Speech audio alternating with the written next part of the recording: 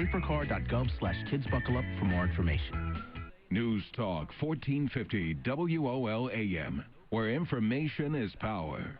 The views and opinions of the following show do not necessarily reflect the views and opinions of News Talk 1450 WOL, Radio 1 Incorporated, or their management.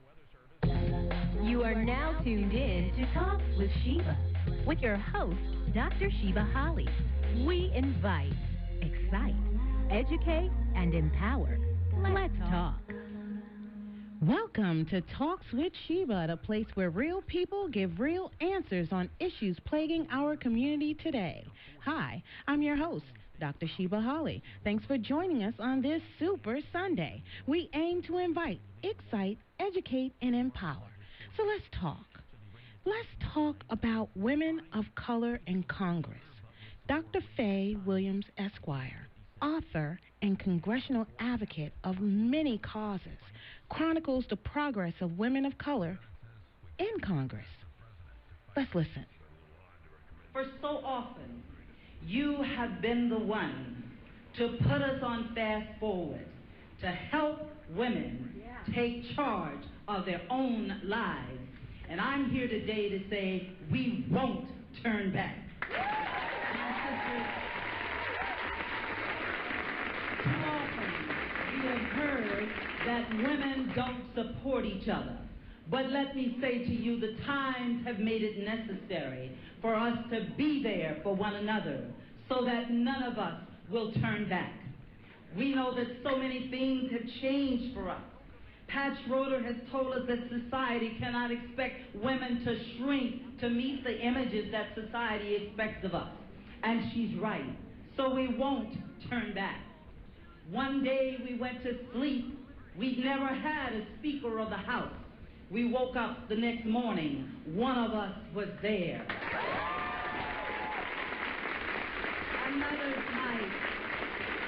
Another night we went to sleep. We'd never had a clerk of the House of Representatives, but that Speaker of the House, who was one of us, had put a clerk of the House in the House who's one of us.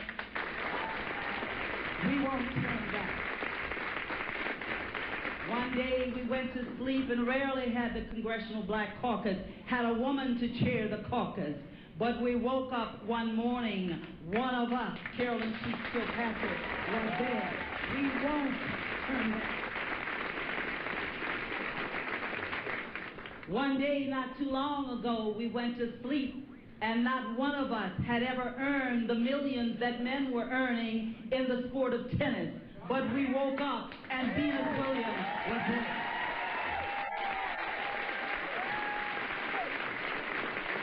One night we went to sleep, and we'd not even come close to having a woman in the big house, but we got one who's far on her way right now. So we won't. You see, Pat Schroeder was right. We women know who we are. We know whose we are. But we also know from whence we've come, and we won't go back. Wow, that was powerful. Joining us today is Dr. E. Faye Williams, the president of the National Congress of Black Women. Welcome, Dr. Williams. Well, thank you so much for inviting me. What a blessed day it is. I mean, you went way back to get that one right. I was speaking at a National Organization for Women conference in Detroit, Michigan, some years ago. Yes, I just love the way you chronicled everything, and I said, wow, we have come a long way. Yeah, well, we've made some progress, but particularly in the black community, we have a long way to go to, have parity. We have some wonderful African-American women in Congress. Just want to name a few of them because that one was several years ago, and we have some new people since then.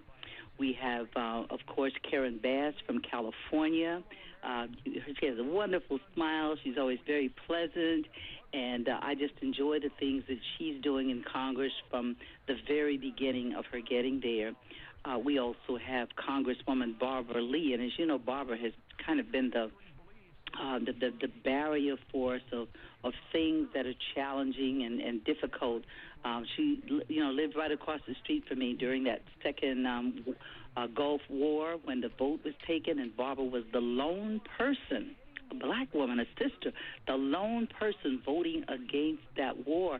And I was so proud of her because some years before that, I had worked for a black congressman from California, Congressman Mervyn Dimely, and he was one of the few that opposed that first Gulf War. In Barbara's case, it was the second Gulf War. But I am so proud of the women who, despite the challenges that they face, they stand up and they do what is right over there. And, of course, we've had Maxine Waters for a number of years where she stands up when sometimes there's challenges to her for the things for which she stands up. But we know in our community we can always depend upon her.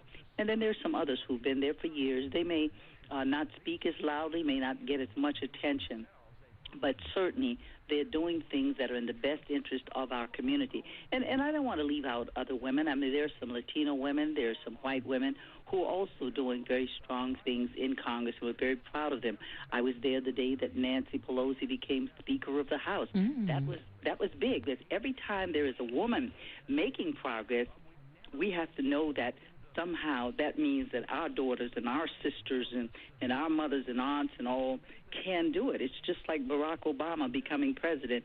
Now, young black girls, young Latino girls, young boys, black and Latino and others can know that they too can become president.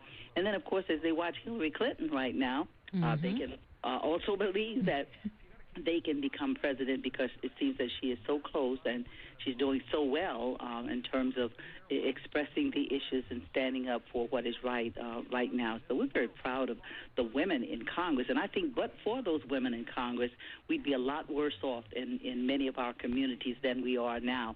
But, women just instinctively know what is human, what is just, what is right. And with very few exceptions, we can depend upon them to do the right thing. Absolutely, absolutely. But, you don't talk much about yourself. You've accomplished quite a bit. You are not only Dr. Williams, but Esquire. Yeah, well, actually, I'm triple, soon to be quadruple, I guess that's called. I'm about to get another doctorate, but I do have the Juris Doctorate. Now that you've mentioned that subject, I have a PhD, which is a doctorate, and I have a Doctor of Ministry. And then, of course, those were degrees for which I studied. Now, for my service, I'll be getting an honorary doctorate on December 21st in New Orleans, and I'm looking forward to that because along with me, my mom will also be getting an honorary doctorate. Oh. I'm really excited about that. She's 93 years old. She's still counseling people. She's still working. She's still going to visit all of her 9 children. Well, 8 now. One of my sisters has passed on. Okay. But she visits her children all across this country, and she just has hundreds of young people who call her mother, as we do, because many of them have gone down to Louisiana and visited with her and found her to be as wonderful as her children think she is. So she calls them all her children, no matter where they are in the country, and they keep in touch with her. That's phenomenal. But you have worn many, many hats.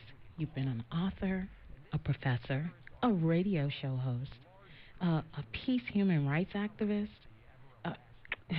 businesswoman. Well, I actually worked as a 1450 for quite some time when Miss Hughes was transitioning out of the regular day-to-day radio. I filled in for her quite a lot, and then I ultimately got my own program, but had to give it up at some point because I had many other things that I was doing, and I couldn't be in the same place every day at the same time. But I'm blessed to be invited, by people like you to come on and to express some of my positions.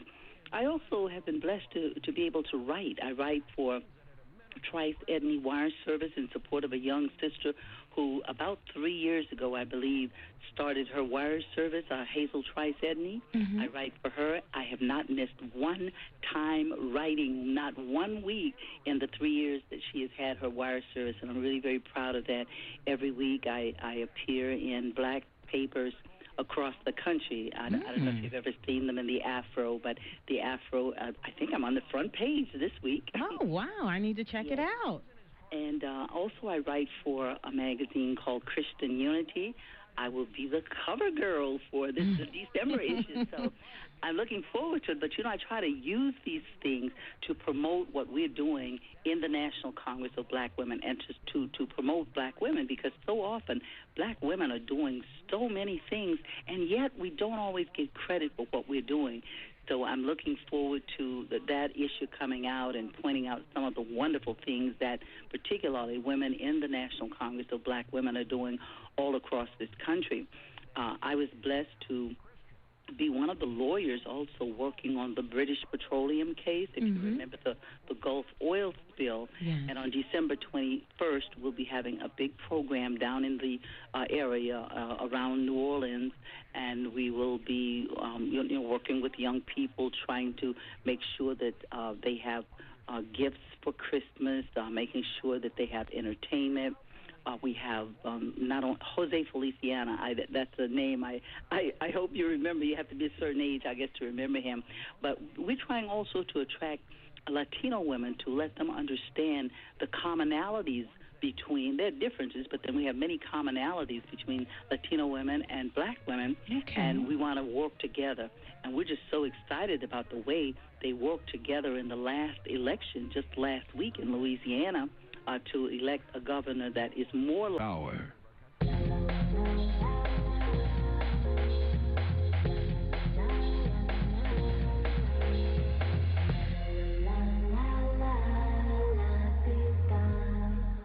You are now tuned in to Talks with Sheba. I am your host, Dr. Sheba Holly. We have Dr. Faye Williams with us on National Congress of Black Women. Dr. Williams. Yes. The causes you all fight for. Yeah, well, when we went to break, we were talking about the need for women to work together, and we're trying to do that to unify women. We work with the feminist majority, of course, because we know that women are in a majority, and there is no need for us not to get the things that our communities need if we can just form those relationships and help each other understand how we can be helpful. There may be certain things that white women are more interested in, some that black women are more interested in, or some Latino. But if we can support each other's causes, then we can get all of our causes handled and, to the benefit of our community. So we have to learn to work with everybody who has causes that we also believe in, so that we can straighten this nation out. Because I'll tell you, as the saying goes, looks like it's going to hell in a handbasket. When we think about some of the things that are going on now. I look at, what happened in Colorado Springs the other day with Planned Parenthood. Well, the man who did this is generally said to be a mental case. When our children, our young people commit crimes like that, they're criminal, Right. And I don't understand it, but that's something that we have to change the dialogue, and as women, we can do that. We are in a majority, and there is no reason why we can't do better than we're doing now. Every election, you'll find that black and Latino women are up front, whether it's about child care, whether it's about the economics in our community, or whether it's domestic violence, whatever. You will find that we are there, and we are voting for the candidate that is going to be best for our community and for the things we need. But what we've got to do is get our white sisters to understand the need to also be with us on our concerns, because we certainly are there on our mutual concerns. So I tell them sometimes, I was speaking at a conference not long ago, and I said, I would advise my white sisters to stop trying to register people to vote in their community until they teach them how to vote in their own best interest. Because one of the things we do in the black community is vote in our own best interest. Very few of us, if you look at elections, we are in 95, 96, 97, 98 percentile sometimes in terms of voting for the candidates that are best for our community. We just got to get our white sisters to do the same thing, so that we can make that majority, the feminist or the female majority, mean something. Because right now it's a little tattered, and sometimes we can't depend upon even 50% of white women to vote in their own best interest. So I've asked them to start working in our community, helping us register our people, register Latinos, because we know how to vote, didn't think that would be the case. Well, hey, that's the way it is. If you go back and look at the records in 2008, 2012, let's see, 2008, John McCain, who has not always, not even close, been in our best interest, he would have won the election if it were not for the great number of black and Latino women who voted in their best interest. Same thing happened in 2012. We can just look at the state of Virginia over here when they had an election last, the governor's election. Were it not for black and Latino women, the person who was in our best interest would not have won. And we can look at cases all around the country like that. And we've got, we black women in particular, we've got to start bragging about the things that we do, because we often get left behind. So often when people think of women, they think white women. When they think of black, they think of black men. But you know, sometimes even women and black men who are on radio, on television, whatever, could promote our causes. They don't always call on us. They often call on white women to speak for women. Now, we were blessed. We were in the National Congress of Black Women. We were founded by a strong black woman, Congresswoman Shirley Chisholm. And we know that she was one of those people who was unbought and unbossed. And then following her was Dr. C. Dolores Tucker.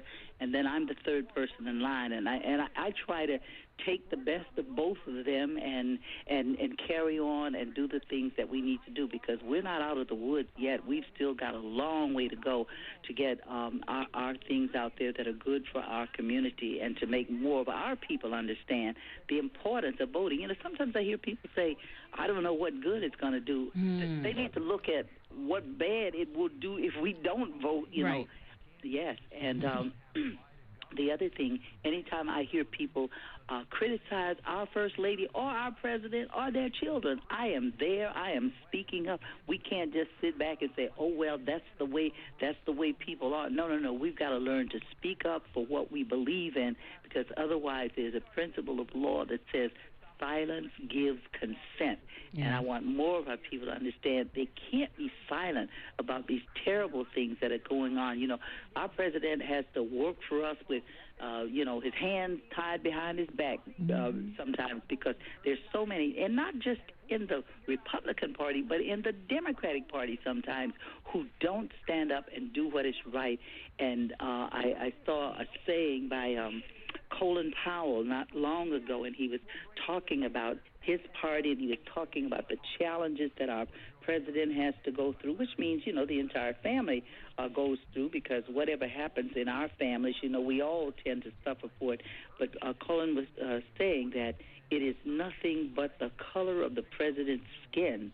That's the despicable thing about it, when people are working against him, because he has certainly worked in the best interest of women. The very first week he was in the White House, what did he do? He passed and signed the Lilly Ledbetter bill. He's been trying to get fair pay and to get, livable wages for us. So we have to look at not just women who are doing things, but men who are doing things in the best interest of women, and we have to support them wherever we can. And this president is certainly one of those people who has been doing things in the best interest of women. Yes, I believe that's true. Human trafficking, what are you all doing in your campaign to stop that? Well, we've been involved with other organizations. We have a youth organization. You know, the West Coast is sort of that's the heaviest place for human trafficking: San Diego, Los Angeles, San Francisco. And I've gone there to work together with the Deltas on that project, where we look at young women. We try to find alternatives for them. We've recently set up a youth or a young women's chapter in Sacramento, California, where we find options for the children. We can't just, criticize or complain about their being involved in human trafficking, because most of them are not there because they want to be. It's because they have no other alternative. So we've just organized a chapter on the West Coast to try to give these young women an option, whether it's helping them with their education, finding a place for them to live, or, whatever we can do for them. And then, of course, here in our Washington office, we have young women from all over the country who come in to be interns. We never turn anyone down, because we want them to know what their potential is. We want to help them become all that they can be. And I'm not suggesting they will all go into human trafficking, but we want to make sure they don't have to take that option in their life, but they can know that they can be whatever they want to be, do whatever they want to do, as long as they're willing to pay the price. And a part of paying that price is service to people. It was Dr. George Washington Carver who said it's not the kind of clothing we wear, which we have to teach our young women. It's not the kind of car you drive or how much you've got in the bank. It's simply your service that measures your success. And so we want to teach our young people how to give that service when they're very young. And often, people young people will often criticize older people, and older people criticize young people. But I try to always remind young people is that the ones who made the big difference in the civil rights movement, they were young then. They may have grown older now, but they were young then. So our young people today have the same responsibility to do what is right, to seek justice. And I'm so proud of them when I see them out in the street protesting, like in Chicago this weekend, in that cold weather. Chicago is colder than most places when it's cold. And I'm so happy to have seen the young people at the University of Missouri, and even more, I'm happy to see that those football players decided to cooperate in this endeavor. You see, because most of the people, most racists even understand economics. And when they saw how much money they were going to be losing at the University of Missouri, the worst of them came around. And they decided they had to resolve that problem. This past weekend, we had Small Business Day. We had Buy Black on Black Friday kind of thing. We've got to do more of that, because people do understand economics, and if we could ever just get that through all of our heads and know that we don't do business with people who don't respect us, people who don't hire our children, don't hire and don't do education. I know you got to go to another break, and I'll be here waiting. Oh, wonderful, wonderful. You have so much information to give. Up next, the National Congress of Black Women in the Media. After these messages.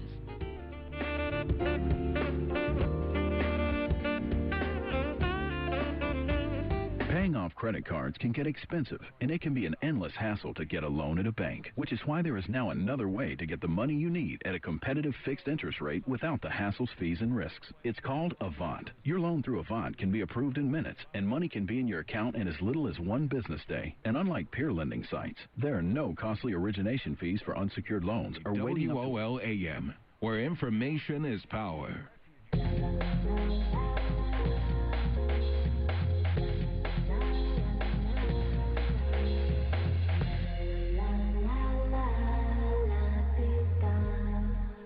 If you've just tuned in, we are on with Dr. Faye Williams, Women of Color in Congress, and I'm your host, Dr. Sheba Holly, on Talks with Sheba, where we invite, excite, educate, and empower. Dr. Williams, there's a lot going on in the media for NCBW.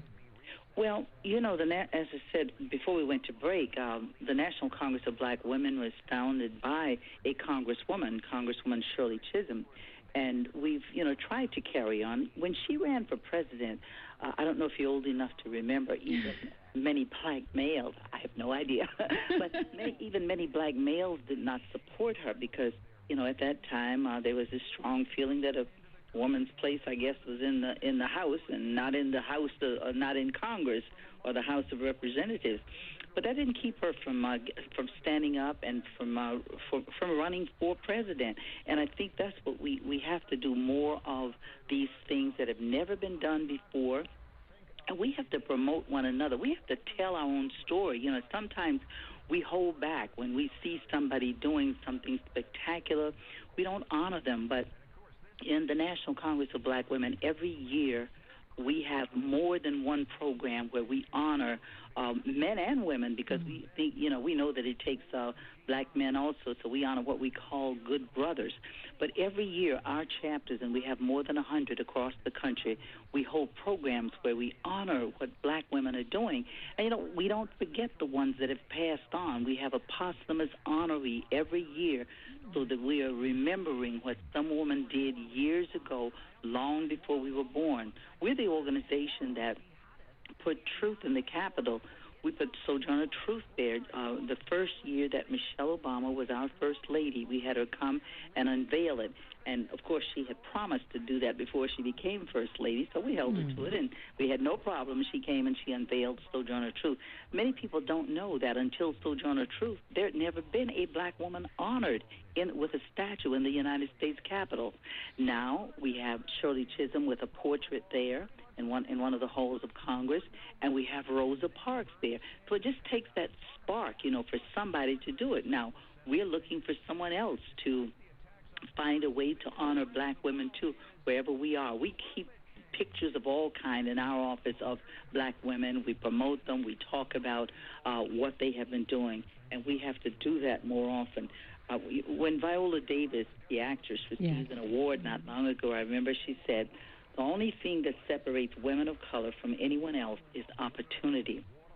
So even though some of us may think that we don't have a lot of opportunity, but with that little opportunity we have to understand that it's more than our mothers and our grandmothers and great-grandmothers had.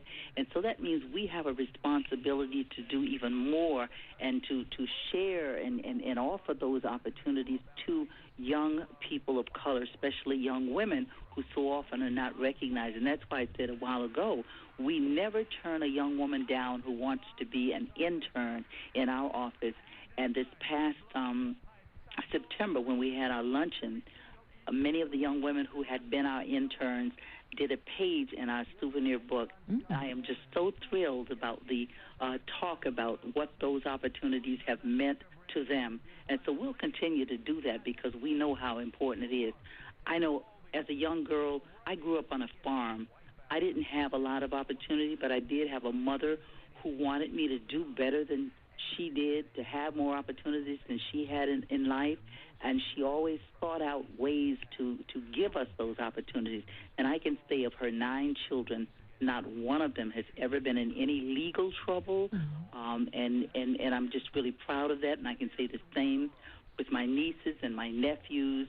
And it's because we've all tried to offer them opportunities. Someone offered me opportunities, and so I think it's my duty to offer those opportunities to other young people. And that's good to hear because a lot of times, like you said, most think that there aren't any. But you have to open your mind to these opportunities. Right. And, I want to scream when I hear somebody say, well, he didn't have a father at home, or she didn't have a father.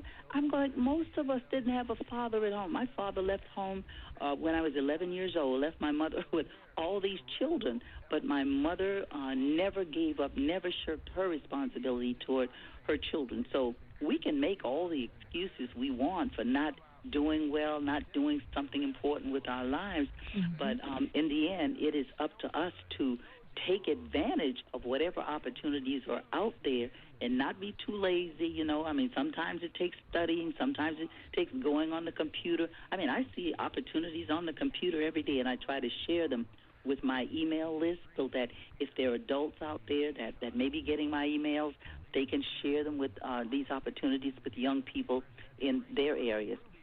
When I was a young girl, my mother could never have afforded to send me to college. But what she did was made sure that I studied and that I was, available and ready to go to college. And she went to our doctor, our medical doctor. I'll never forget. She took me with her, and she kept this doctor informed of everything that I was doing, whenever I got a little honor, whatever. And when I got ready to go to college, this doctor found a way to get me a scholarship to get started in school. And then once I got there and I continued to study and continued to excel in extracurricular and service organizations, I got more scholarships. I got a job on campus.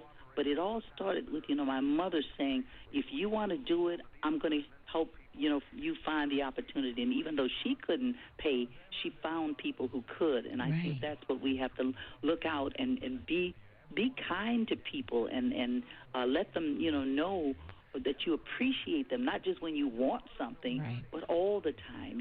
She taught us how to help elderly people in our community. We still do that. My mother still does that. My mother, at 93 years old, still goes out to the senior citizens' home to help the old people, as she said.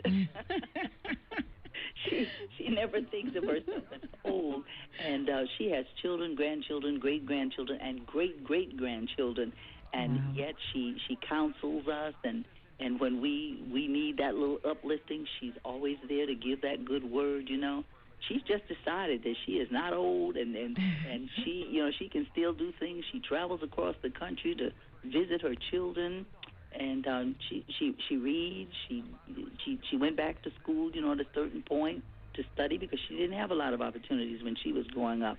But we have to take advantage of those opportunities we do have, and there are many opportunities out there for young people. There's scholarships out there. So I was listening at the Thurgood Marshall dinner a couple of weeks ago.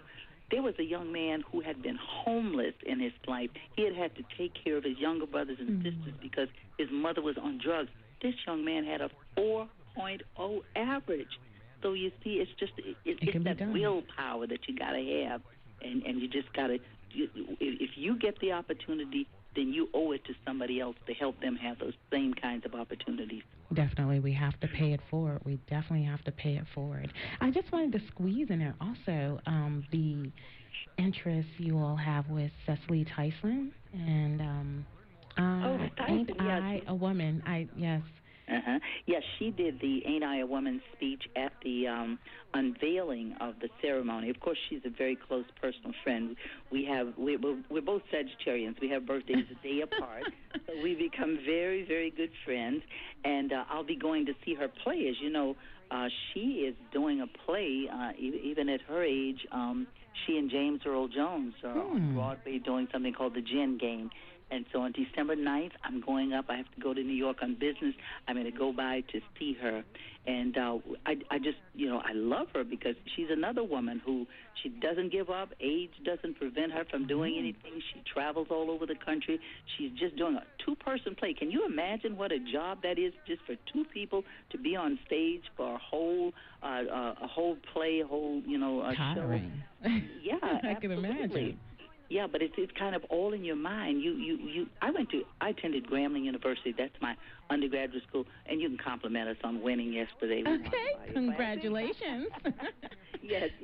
But I had the wonderful opportunity to know and to be very good friends and to learn from Coach Eddie Robinson. We can take a lot of lessons from men, particularly athletes like Coach Robinson, because they understand the meaning of team play. So when you know team play, you don't take all the credit. You just play your part well, and then you can encourage others to play their part. But if you're playing yours well, then that's all that's expected of you. And so I went there, and he taught the young women as well as the young men we could be anything we wanted to be so long as we were willing to pay the price. There you go, paying the price. And when we return, membership has its privileges.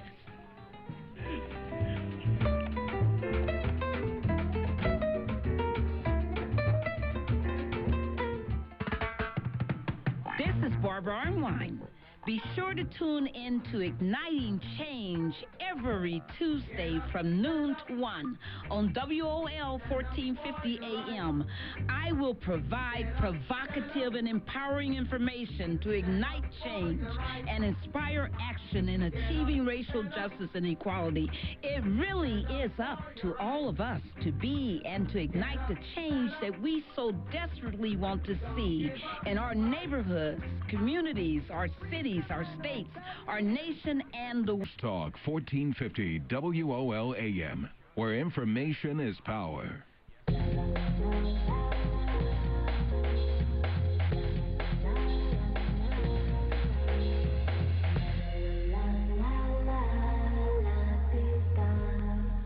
And we're back. with Dr. Faye Williams, and I just wanted you to briefly talk about membership with NCBW. Oh, wonderful. Yes, we, unlike many other organizations, we're open to any women who come with a positive spirit and a willingness to work and to make a difference in our community. We don't have women, you don't have to have any kind of degrees, even though many of us have a whole lot of them. You don't even have to have a high school education, so long as you come with the right spirit. And, in our organization, we really like each other. We have fun. We visit each other's events. Maybe someone from Washington, D.C. will go to an event in Chicago when the chapter there is having one. Or people from New Jersey will go to California. So we go back and forth. We support one another, and that's the big, I think that's the wonderful thing about the people in our organization. But the membership is open to anyone who wants to join. We even have some men who are members, some who are life members even. But anyone who wishes to join our organization, we welcome you. We have a chapter here in Washington, D.C. We have one in Prince George's County, one in Prince William, Calvert County. They're kind of all over the place, all over the country. And we welcome members. For more information, they can go to our website at nationalcongressbw.org. That's National Congress, and then B for Black, W for Women.org, nationalcongressbw.org. Or they can just call us, and we'll respond to them. Our phone number is 202-678-6788. That's 202-678-6788. And we respond to every call, no matter what it's for. And when our members need us, we're there for them because they're there for our community when our community needs them. Just on this past weekend, even though it was a holiday weekend, I responded to calls. There was a woman from New York who was having some challenges with adoption and foster care with her grandchildren. Immediately did the research, sent it back to her, referred her to someone who could help her there in New York. That's the way we are. Holidays don't make a difference. We try to be around. We try to still respond to calls whenever people need us. And whether they're members or not, we try to help them. Obviously, the more members we have, the more we can do. But we try to help any woman and her family. And you notice I said a woman and her family. That could be her son. It could be her spouse, her brother. It doesn't matter. If we can be of help to a woman and her family, we do that. Sometimes it's just counseling. Sometimes it's something very simple. But if it isn't simple to her, then, she still needs the help, and we try to help with that. So that's who we are. We welcome all sisters to be members of our organization. Fantastic. Fantastic. Yes. We have a caller, Teresa from Northwest Washington, D.C., that has a question for you. Okay, sure. Question. I don't think I got the name of the organization. Okay, it's National. How are you, Teresa? I'm well. National Congress of Black Women. National Congress of Black Women. We were founded by Congresswoman Shirley Chisholm in 1984, and she was followed as our leader by Dr. C. Dolores Tucker. Both Dr. Tucker and Shirley Chisholm passed away in 2005. I became the leader of the organization at that time, and we have grown tremendously. We are over 100 chapters. We're all across the country, and we're always seeking new members because the more members we have, the more services we can perform. So we invite everyone. I know who you are. I know the organization. I just didn't hear it when they were talking, and the things that we're talking about I was impressed with. And one of the statements that I made to this young lady is that it would really be fantastic if somehow, some way, the thing that you talked about in terms of women knowing how to be team players. Guys normally know because they play football, they're basketball, they play all the teams that bring them together. I'm just wondering, what, if anything, is there that could be incorporated starting in junior high to high school that would bring women together to learn to be team players? Because that's our major problem. We don't know. We are individualists. And we don't know how to cooperate and work as a team. So what can one do to learn these skills? Because they are skills and they're fantastic once you understand it and how it works. A great question, because as women, we're often guilty of it. We try to do everything, and sometimes other people back away because they think there is no room for them, and that's what I mean by team player. If I'm the quarterback, I don't do the tackling. You know, you'll notice the quarterback just falls down when he has done his job. You do your part well, and then leave the other to someone else to do. Now, there are emergencies when sometimes you have to have a backup, but as women, we try to do too much. We try to do everything, and we've got to start bringing in other people, and I'm talking mainly about young women, to teach them what we know so that they will know how to do it. We have two programs called College for Kids, which is a 9 to 12-year-old program, and then we have a program called Young Ambassadors, which is the next level, and then our interns, and that's where we try to teach young women and young boys, because we do have young boys in those programs, about team play, and we give them things to do. They get assignments. They learn all the wonderful things they can be in life, and we don't cut off things and say, well, these are boys' roles and these are girls' roles. You know, they're all open to everyone. And STEM is a very good way for young people to learn.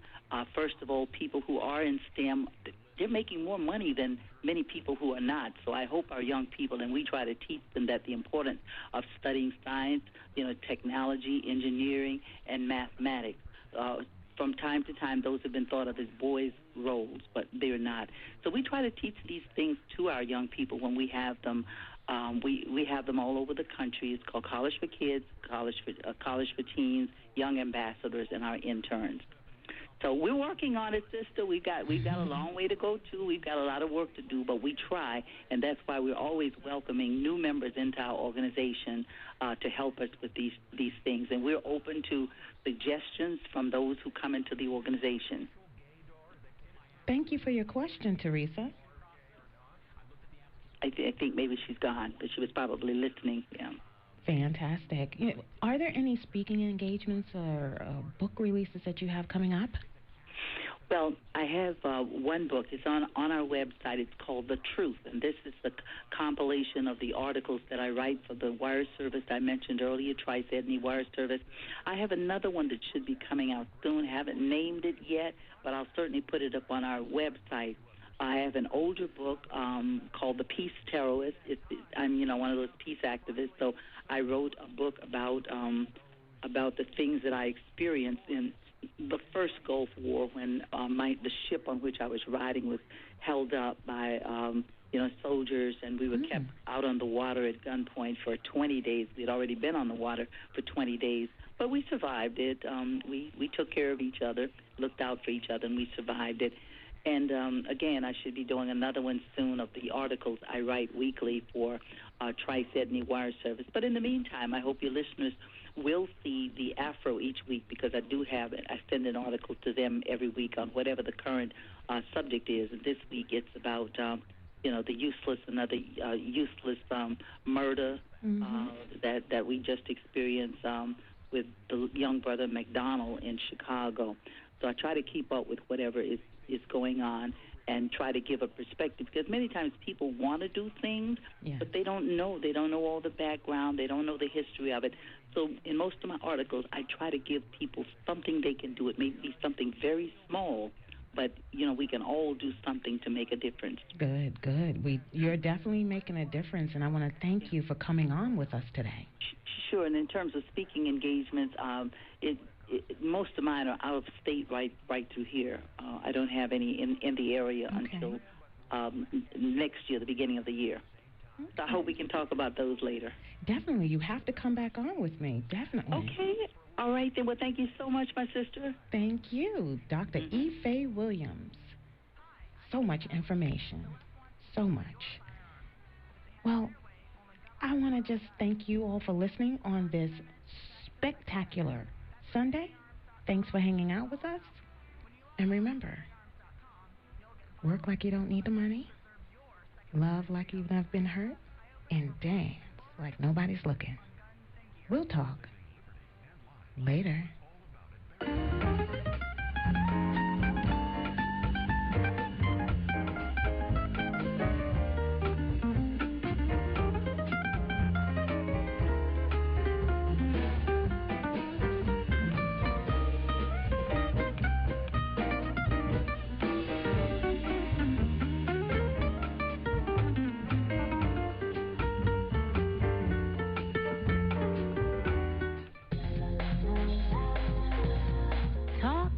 Sheba. Be empowered.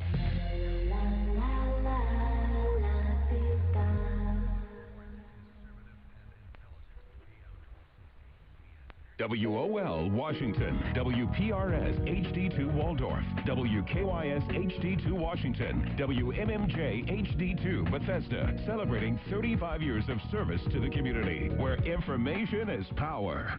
Confessions of a Potentially Perfect Parent, brought to you by AdoptUsKids.org. Okay, here goes. I know more about cooking dinner for a party of 12 than I do about packing a lunch for a 12-year-old. I know kids like things like PB&J, pigs in a blanket. Oh, and fish sticks. They do love fish sticks. Fillets I get, but sticks? What part of the fish does the stick come from? I know I can read a cookbook that'll tell me how to make a red wine reduction, but where are the cookbooks that can...